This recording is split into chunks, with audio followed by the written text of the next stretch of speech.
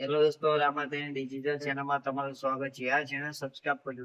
આ વિડીયોમાં કંઈક નવું જાણવા માટે વિડીયો છેલ્લે સુધી જોજો તો તમને કંઈક નવું જાણવા મળશે. મારું નામ વિશાલભાઈ છે. આપણે આ વિડીયોમાં જણાવવાના છીએ કે માતાજી વિશે જણાવે છે. તો દોસ્તો ચાલુ કરીએ આ વિડીયો.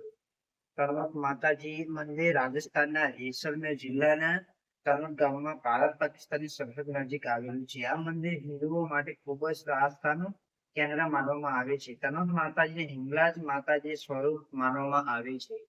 હજારો શ્રદ્ધાળુઓ દર વર્ષે તેમના દર્શન માટે આવે છે. આ મંદિર ખાસ કરીને 1965 અને 1971 ના યુદ્ધ દરમિયાન બનેલી ઘટનાઓને કારણે ખૂબ પ્રસિદ્ધ થયું.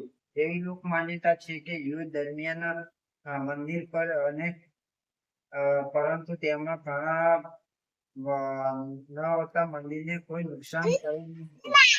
આ ઘટનાને ભક્તો માતાજીના ચમત્કાર